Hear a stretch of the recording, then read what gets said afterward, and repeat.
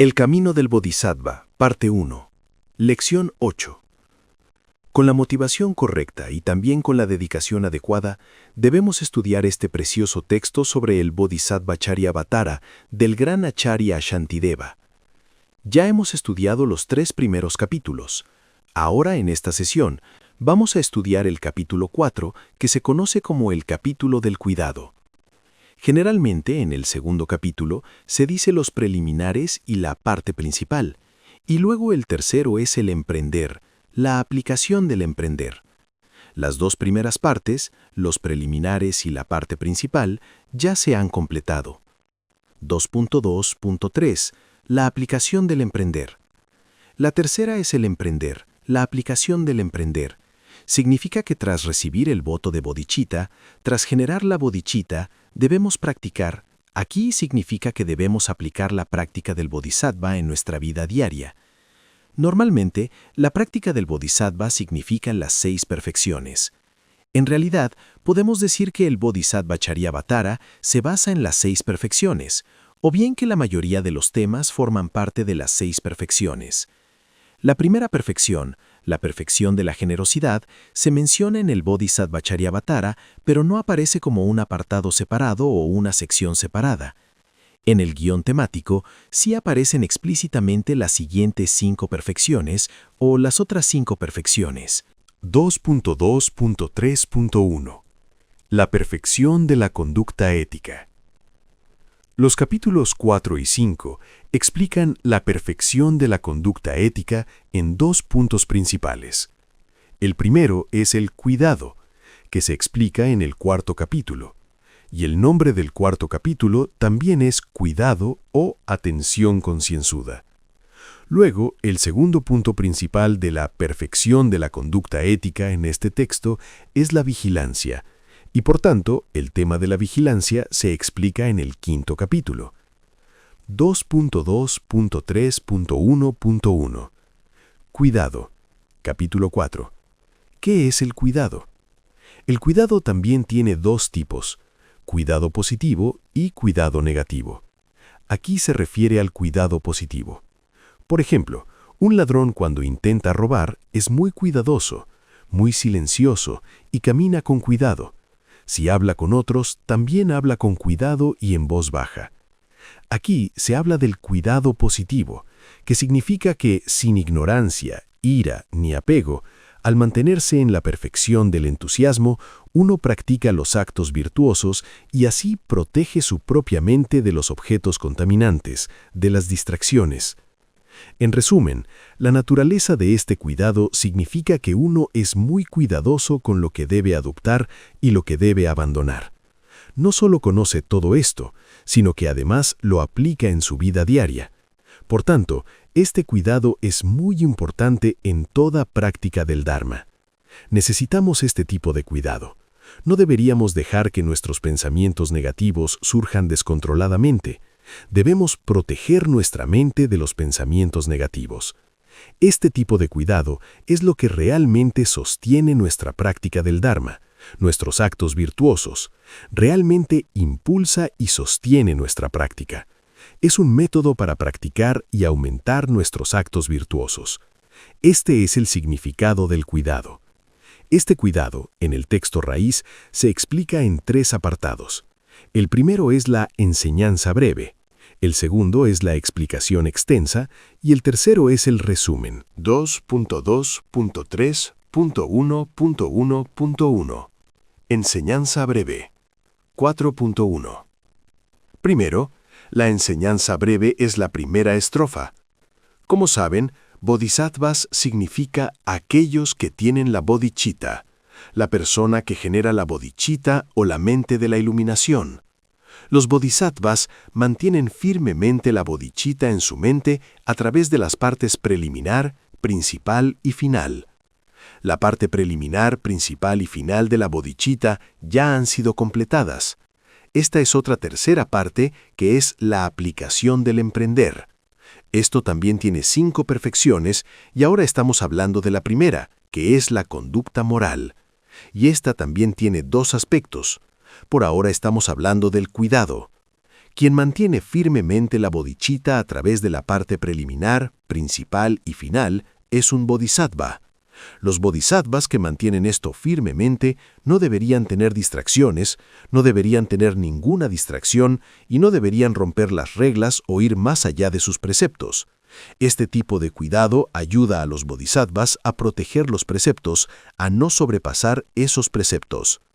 2.2.3.1.1.2 Explicación extensa.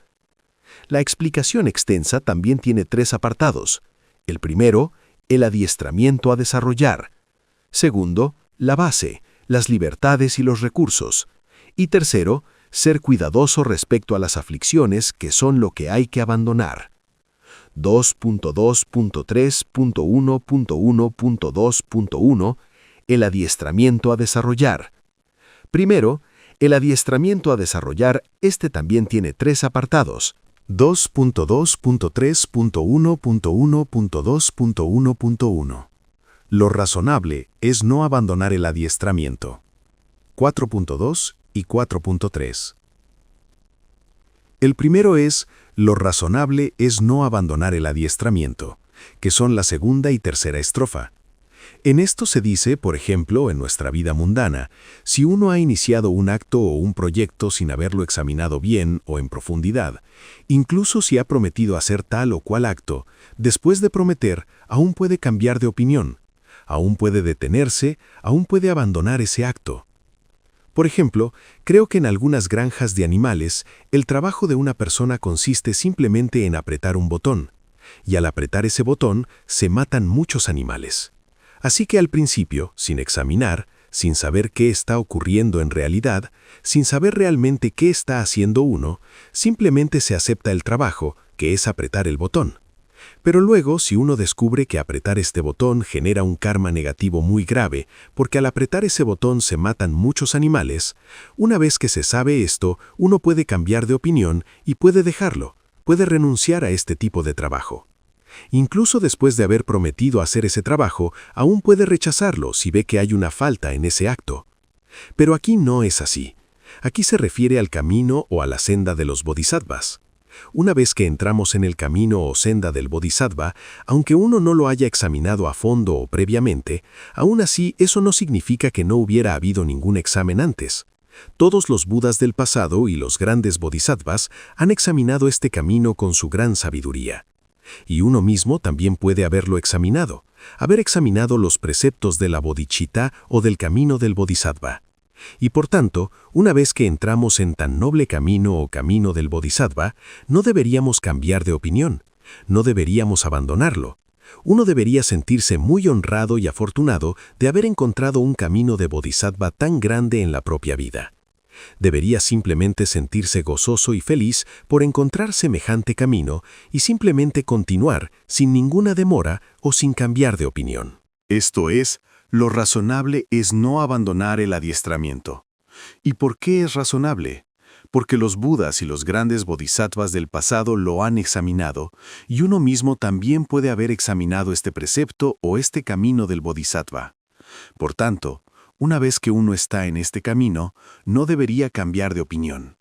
Aunque haya alcanzado este camino por suerte, por azar en esta vida, sin haberlo examinado a fondo, aún así debería continuar, porque muchos grandes budas y bodhisattvas del pasado lo han examinado, y nuestros maestros actuales también han examinado este gran camino. Así que uno no debería cambiar de opinión, debería simplemente continuar. 2.2.3.1.1.2.1.2 Faltas de abandonar el adiestramiento. En segundo lugar, las faltas de abandonar el adiestramiento. También tiene 3 partes. La primera es caer en los reinos inferiores por la maduración kármica. La segunda es otras conductas llevan a reducir el beneficio de los demás. Y la tercera es obstaculizar la liberación resultante. 2.2.3.1.1.2.1.2.1 Caer a los reinos inferiores por la maduración kármica. Primero, caer en los reinos inferiores por la maduración kármica. Si uno no continúa, Si abandona esta bodhicitta, en tal caso incurre en una falta.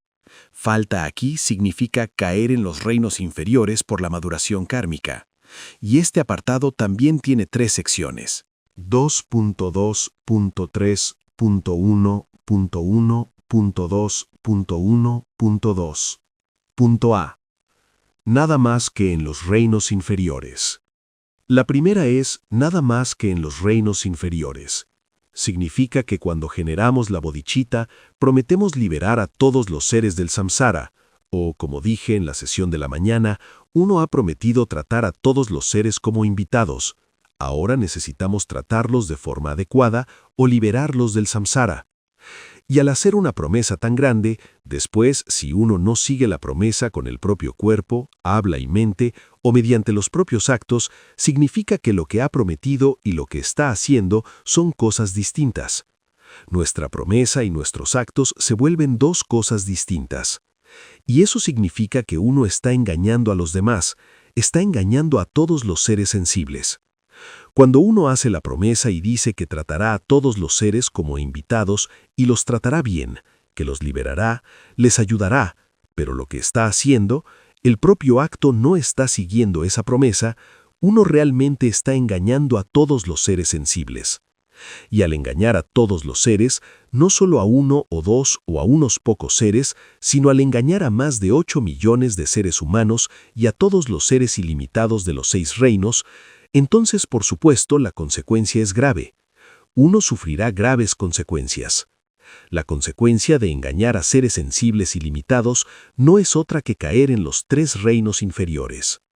Por tanto, en la primera sección se dice nada más que en los reinos inferiores por engañar a todos los seres sensibles ilimitados. 2.2.3.1.1.2.1.2.b. La lógica de esto. Ahora, en segundo lugar, la lógica de esto. En el sutra se dice que primero, aquellos que desean dar objetos menores, como una comida a otros, y luego, al tener ese deseo de dar, si uno cambia de opinión y no da esa comida a un mendigo u otro, en tal caso, simplemente por cambiar, eso es causa de renacer en los reinos de los espíritus hambrientos. Si primero uno desea dar y luego cambia de opinión y no da, como consecuencia de eso, renacerá en el reino de los espíritus hambrientos o es la causa de renacer como espíritus hambrientos, como se dice en el sutra.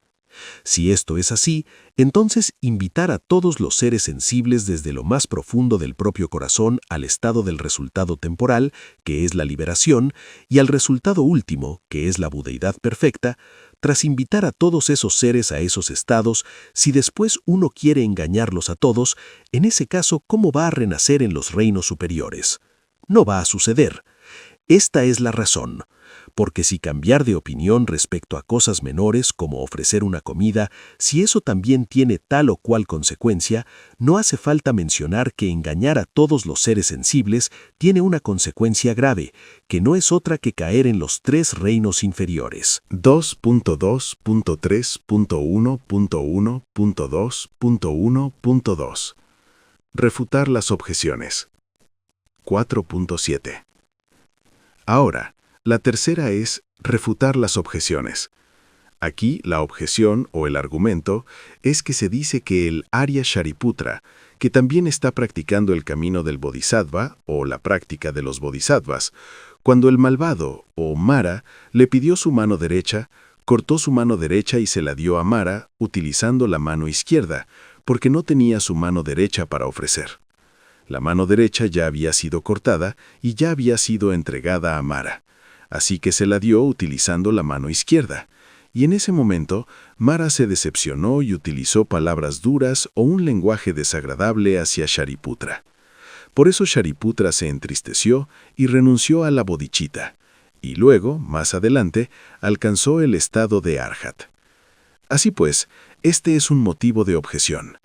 Luego, otro argumento es que hubo una persona llamada Sendok, que debido a sus prácticas anteriores, practicó la bodhicitta durante 40 eones. Después de eso, justo después de abandonar la bodhicitta, se convirtió en un Pratyeka Buda. Estas son 2 historias que contradicen lo que se mencionó antes. Antes se decía que al engañar a los demás, o al abandonar la bodhicitta, o al no seguir los preceptos de la bodhicitta, uno renacerá en los reinos inferiores. Pero aquí, en estas dos historias, significa que al abandonar la bodhicitta, después alcanzaron el estado de Arhat o de Pratyeka Buddha. Por tanto, estas dos historias y lo que se dijo antes se contradicen mutuamente. Ahora, la respuesta a esta objeción o argumento. Aquellos que renunciaron a la bodhicitta y aún así alcanzaron la liberación, tal historia o tal acción está más allá del pensamiento ordinario. Solo los budas conocen todo esto en detalle. Los seres ordinarios como nosotros no seremos capaces de entender ese tipo de historias. Este tipo de historia es algo que solo los budas conocen. Solo los budas serán capaces de explicar esto. Solo los budas pueden explicar estos temas. 2.2.3.1.1.2.2. Otras conductas llevan a reducir el beneficio de los demás. 4.8 a 4.10. Y ahora, el siguiente punto es: otras conductas llevan a reducir el beneficio de los demás. Al abandonar o al engañar a los demás, al engañar a los seres sensibles, esto llevará a reducir el beneficio de los demás. Reducirá nuestras propias conductas, esas conductas que benefician a los demás. Esto corresponde a las estrofas 4.8 a 4.10. Dice: para un bodhisattva, esta es la más grave de todas las faltas, pues si ocurriese, el beneficio de todos los seres se vería reducido. Por tanto, abandonar la bodhicitta es la mayor caída o la más grave de todas las caídas para los bodhisattvas. Si ocurre, entonces disminuye el poder de beneficiar a los seres. Uno se debilita y eso afecta de verdad a las propias conductas de beneficio a los demás. Y no solo eso, aquellos que crean obstáculos o trabas a la bodhicitta, al obstaculizar la bodhicitta, reducen el poder de beneficiar a los seres. Y quien hace esto, quien pone ese obstáculo, esa persona caerá en los reinos inferiores. Porque si destruir la felicidad de una sola persona daña la propia felicidad o puede afectar a uno, entonces no hace falta ni mencionar que si creamos obstáculos a los bodhisattvas, dañar al bodhisattva o dañar su bodhicitta equivale a dañar el bienestar de todos los seres sensibles, porque ellos siempre piensan en todos los seres. Y si continúan, si mantienen su bodhicitta, podrán ayudar a todos los seres. Si dañamos la bodhicitta, es como dañar a todos los seres, y como resultado de esto, uno caerá con seguridad en los reinos inferiores. 2.2.3.1.1.2.2.3. Obstaculizar la liberación resultante. 4.11. Ahora viene el siguiente punto: obstaculizar la liberación resultante. Si alternamos entre grandes caídas y la poderosa bodhicitta, a veces adoptamos la bodhicitta y a veces tenemos estas grandes caídas en el samsara. En tal caso tardaremos muchísimo en alcanzar los bhumis, en alcanzar la liberación completa del samsara. Hay tantos obstáculos que no podemos avanzar de forma fluida en el camino, porque a veces hay grandes obstáculos, a veces hay grandes remedios o la bodhicitta. Y por esta alternancia, por esta inestabilidad, lleva mucho más tiempo alcanzar la liberación o llegar al primer bhumi. Por eso se dice obstaculizar la liberación resultante. 2.2.3.1.1.2.1.3. Por ello, instrucciones sobre no abandonar el adiestramiento. 4.12 al 4.14. Ahora el siguiente punto. Por ello, instrucciones sobre no abandonar el adiestramiento. Del mismo modo que en el momento de generar la bodhicitta uno ha hecho el compromiso de tratar a todos los seres, o de ayudar o servir a todos los seres sensibles, como uno ha hecho esa promesa, ahora uno debe cumplir esa promesa con gran respeto. Si uno no se esfuerza con gran gozo en seguir la promesa, si no lo hace o no cumple con la promesa, caerá en los reinos inferiores, y de ahí a reinos aún más inferiores. Y uno podría pensar que el Buda vendrá a salvarlo, y que por tanto no caerá en los reinos inferiores. La respuesta es que en el pasado también han aparecido muchos Budas que siempre benefician a los seres, pero debido a las propias faltas, debido a la ruptura de los preceptos, uno no se convierte en seguidor del Buda. Y en el futuro también, si uno no sigue el camino, no podrá alcanzar la liberación, ni podrá superar el sufrimiento. Y si uno siempre rompe las reglas, o no sigue las reglas, no sigue las enseñanzas, no sigue los preceptos, en ese caso experimentará más y más sufrimientos de enfermedad y otros tipos de sufrimiento. En nuestra lengua decimos, hay un dicho, el anzuelo de la compasión puede alzar el anillo del devoto. Si hay un anillo ahí abajo y los seres compasivos lanzan el anzuelo tiene que engancharse al anillo y puede sacar el anillo de abajo hacia arriba. Pero si allí abajo solo está el anzuelo sin el anillo, entonces no se puede alzar nada. Para poder alzarlo, ambos lados tienen que hacer un esfuerzo. Por ejemplo, si uno está en el agua ahogándose o a punto de ahogarse, alguien le lanzará una cuerda, pero solo con lanzar la cuerda no puede rescatar a la persona que está allí abajo en el agua. Para poder rescatarla, no solo la persona que está rescatando necesita esfuerzo, sino que también debe hacer el esfuerzo el que está ahí abajo en el agua. Debe hacer el esfuerzo de agarrar la cuerda. Sin agarrar la cuerda, solo por lanzar la cuerda no se puede rescatar a la persona. Ambos lados necesitan esfuerzo. El esfuerzo de un solo lado no es suficiente para rescatarla. Ambos lados necesitan esfuerzo para ayudar a la persona en el agua y que está a punto de ahogarse. Del mismo modo, solo con que un médico dé la medicina, no se curará la enfermedad del paciente. Por supuesto, los médicos pueden dar medicina, pero solo con darla no curará. Por el lado del paciente, este también debe hacer el esfuerzo de tomar la medicina adecuada, en el momento adecuado, y también la dieta adecuada y la conducta adecuada. Si el paciente no sigue todo esto, si el paciente no se esfuerza en hacer todo esto, entonces solo con que un gran médico o un médico hábil le dé la medicina, no se curará la enfermedad del paciente. De forma similar, el Buda es como el médico, y nosotros somos como el paciente. Las enseñanzas del Buda son como la medicina. Nuestra propia ira y otros pensamientos negativos son como enfermedades, y recibir enseñanzas y seguirlas es como recibir consejos del médico y seguirlos. Para liberarse del océano del samsara, uno mismo también necesita hacer el esfuerzo, igual que los pacientes, igual que una persona que está en el agua. Por nuestra parte, si uno no hace nada, no se puede alcanzar la liberación. De hecho, el propio Buda dijo que él ha mostrado el camino para alcanzar la liberación, un camino hacia alcanzar la liberación. Si uno alcanzará o no la liberación, si los seguidores alcanzarán la liberación o no, depende de los propios seguidores, depende de si están siguiendo el camino o no, de si están siguiendo las instrucciones del Buda o sus consejos o no. Si las siguen de forma adecuada, definitivamente ellos también pueden alcanzar la liberación. Si no siguen las enseñanzas y los consejos del Buda, no podrán alcanzar la liberación. Aquí también se dice esto.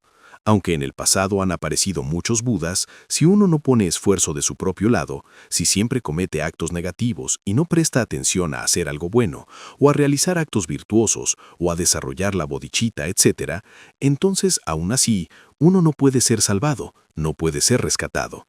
No por culpa del Buda, sino que es culpa nuestra. Es por eso que las enseñanzas del Buda se basan en el karma.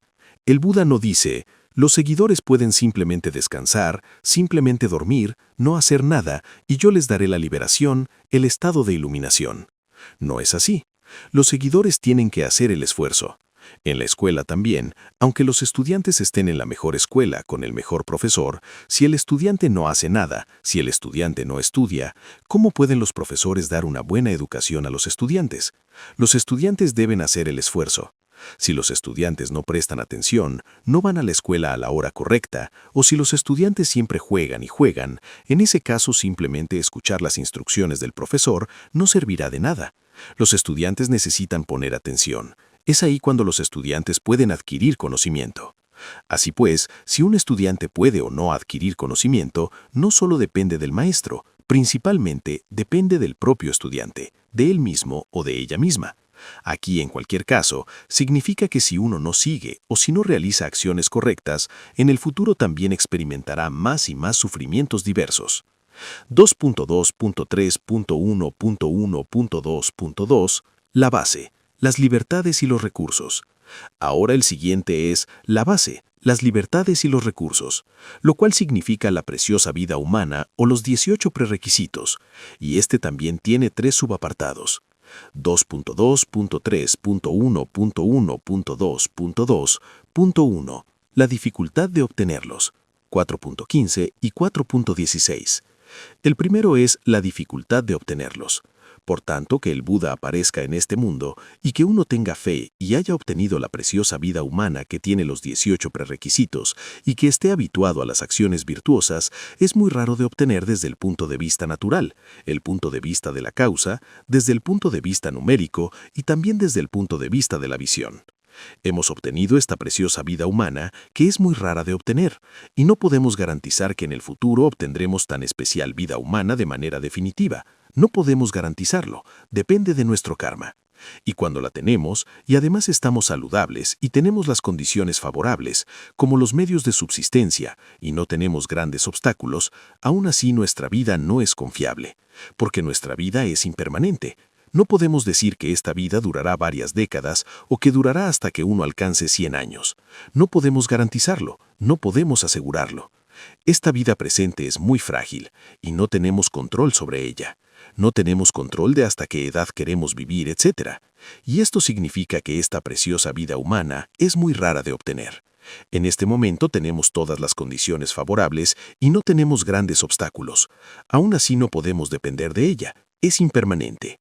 No tenemos control sobre esta vida y por lo tanto sin ningún retraso debemos practicar. 2.2.3.1.1.2.2 Las faltas de no obtenerlos.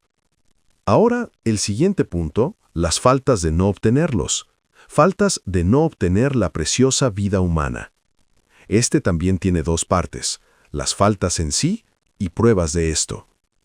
2.2.3.1.1.2.2.2.1 Las faltas en sí. Primero, las faltas en sí, que también tiene dos apartados. En los reinos inferiores no se desarrolla virtud, y segundo, como consecuencia, uno no logra renacimientos felices. 2.2.3.1.1.2.2.2.1a En los reinos inferiores no se desarrolla virtud. 4.17 y 4.18. Primero, en los reinos inferiores no se desarrolla virtud, lo cual significa que al llevar a cabo acciones inferiores o realizar acciones negativas como las que uno realiza ahora, no puede obtener la vida humana en el futuro, y por ello caerá en los reinos inferiores. Y si no obtiene esta preciosa vida humana y cae en los reinos inferiores, allí siempre cometerá actos negativos. Y allí, en los reinos inferiores, uno no tiene, hablando en general, hay algunas excepciones, pero hablando en general, en los reinos inferiores uno no tiene poder para realizar acciones virtuosas, como pasa por ejemplo con los estudiantes. Cuando los estudiantes están en la escuela, en la mejor escuela, en ese instante el estudiante tiene la mejor oportunidad para estudiar. Y si el estudiante es expulsado de la mejor escuela, después de ser expulsado ya no tendrá tan buena oportunidad como la que tenía en la mejor escuela. Su mejor oportunidad para estudiar era cuando estaba en la mejor escuela. Después de ser expulsado, ya no tendrá esa gran oportunidad de nuevo. De manera similar, cuando tenemos esta preciosa oportunidad, esta preciosa vida humana, tenemos la mejor oportunidad para practicar. Una vez que caemos en los reinos inferiores, no tendremos la oportunidad o no tendremos el poder de practicar acciones virtuosas. En este momento tenemos la fortuna de realizar acciones virtuosas.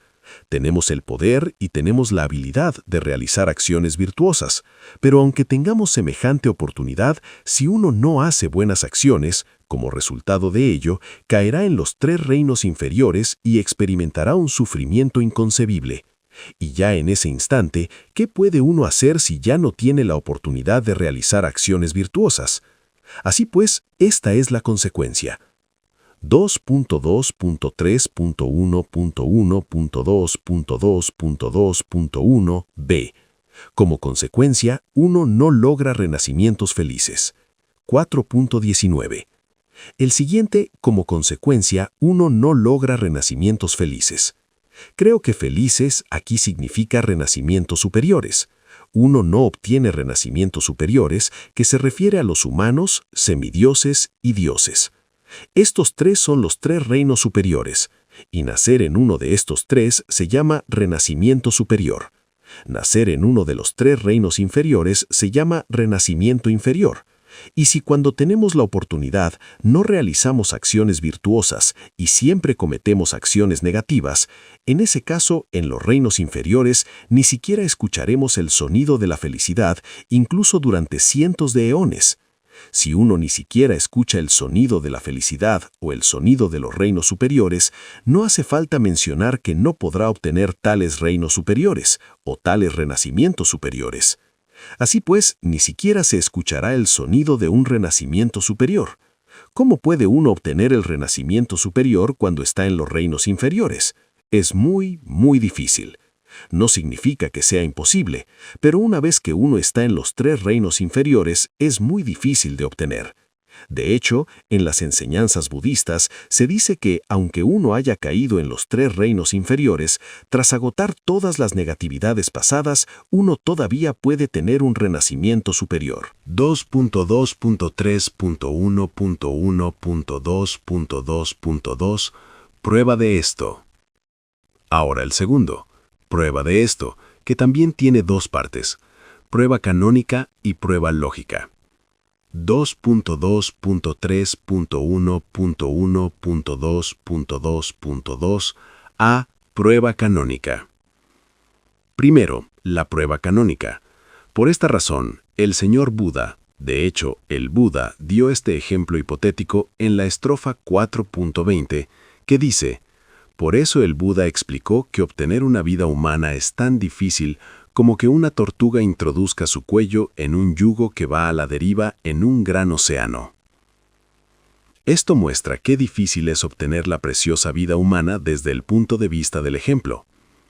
Este es el ejemplo hipotético que está explicado en esta estrofa 4.20. Si todo el universo o toda la Tierra es un gran océano, debajo del océano hay una tortuga que es ciega.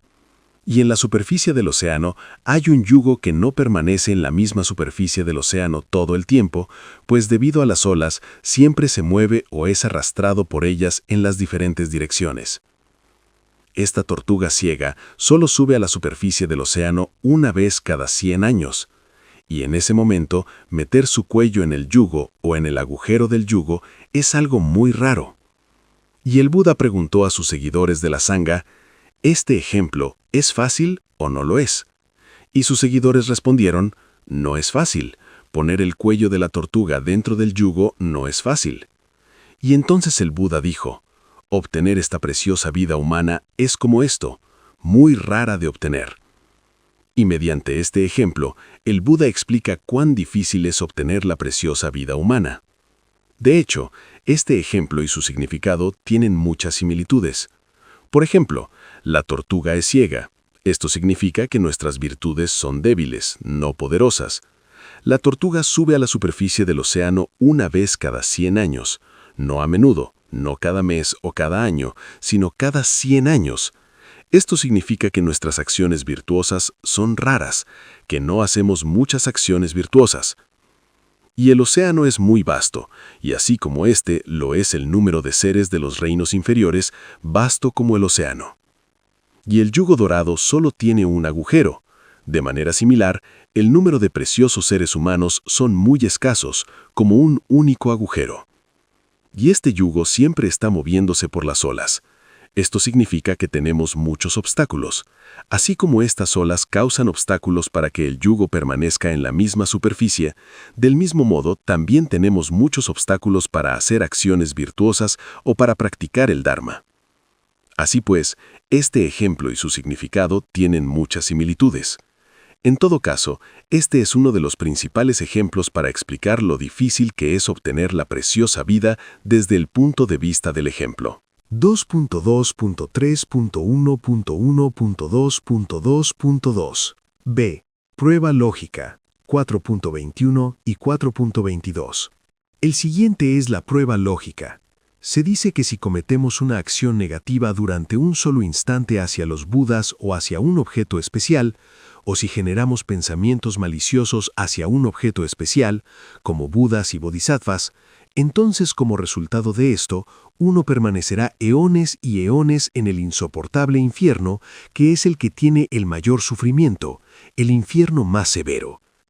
Si esto es así, en ese caso, desde tiempos sin principio hasta ahora, uno ha cometido tantas acciones negativas que por ello es obvio que no obtendrá un renacimiento superior, sino únicamente un renacimiento inferior.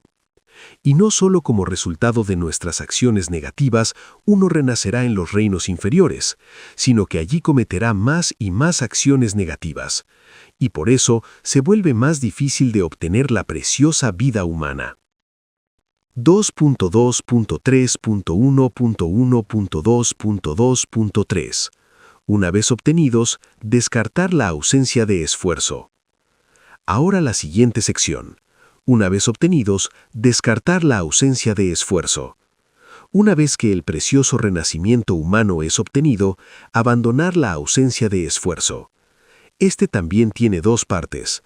2.2.3.1.1.2.2.3.1. Enseñanza breve. 4.23. Primero, la enseñanza breve.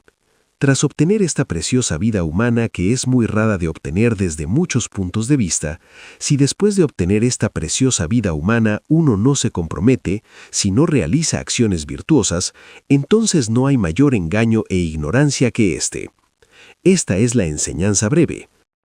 2.2.3.1.1.2.2.3.2. Explicación extensa. Ahora la explicación extensa, que también tiene tres partes. La primera es contemplar los resultados de la estupidez. La segunda, despreciar la propia actitud. La tercera, análisis de las causas de esto. 2.2.3.1.1.2.3.2. A. Contemplar los resultados de la estupidez. 4.24 y 4.25. Después de conocer las consecuencias de romper o no seguir los preceptos, si a pesar de tener esa comprensión, por ignorancia, uno se desanima y no hace el esfuerzo de guardar los preceptos, en el momento de la muerte sentirá gran arrepentimiento y remordimiento, y se sentirá muy triste. Después de eso, experimentará el sufrimiento de los reinos infernales, que es insoportable de experimentar y además por un largo periodo de tiempo. Uno tendrá un arrepentimiento insoportable y debido a ello tendrá una tristeza intolerable.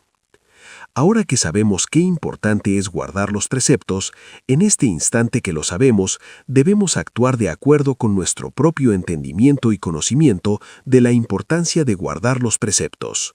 2.2.3.1.2.3.2.b. Despreciar la propia actitud. 4.26, 4.27. Ahora, la segunda parte, despreciar la propia actitud. La preciosa vida humana es muy difícil de obtener y muy beneficiosa. Cuando obtenemos esta preciosa vida humana y sabemos qué son acciones virtuosas y qué son acciones negativas, y tenemos la sabiduría para entender qué debe ser adoptado y qué debe ser abandonado, aún así, si cometemos acciones negativas, uno mismo se conduce a los reinos infernales. Es como si estuviera embrujado por la magia negra de otros. Aunque sepa qué es lo correcto hacer y qué es lo incorrecto, a pesar de ello, no está haciendo lo correcto. Entonces es como si estuviera embrujado por rituales de magia negra. A uno no debería gustarle esto, pues denigra la naturaleza o el no seguimiento de los preceptos. 2.2.3.1.1.2.2.3.2c. Análisis de las causas de esto. 4.27. Ahora, la tercera. Análisis de las causas de esto. Aunque comprendamos qué es lo correcto que hay que hacer y qué es lo incorrecto, aunque sepamos qué importante es guardar los preceptos, guardar la bodhicitta, y aunque sabemos que no tendremos esta oportunidad una y otra vez, aunque sabemos que la preciosa vida humana es muy difícil de obtener desde muchos puntos de vista, y a pesar de eso no la utilizamos de forma significativa y la desperdiciamos, ¿cuál es la razón detrás de esto? Si examinamos por qué, aún así, seguimos desperdiciando esta preciosa vida humana, si lo examinamos, veremos que la única razón por la que la seguimos desperdiciando es por nuestras propias aflicciones mentales, por nuestra ignorancia y por otras aflicciones mentales. Debido a eso, aunque sepamos todos estos puntos esenciales, no obstante, no los estamos siguiendo realmente. No estamos haciendo realmente lo que necesitamos hacer a causa de las aflicciones mentales que están dentro de nuestro propio continuo mental. Por tanto, el enemigo principal no está fuera. El enemigo principal, el mayor obstáculo, está dentro de nosotros mismos, dentro de nuestra mente, y no es otro que los pensamientos negativos o las aflicciones mentales. Así pues, debemos poner cada esfuerzo en controlar y finalmente abandonar las aflicciones mentales. Con esto concluimos la sesión de la tarde y al final hacemos la dedicación.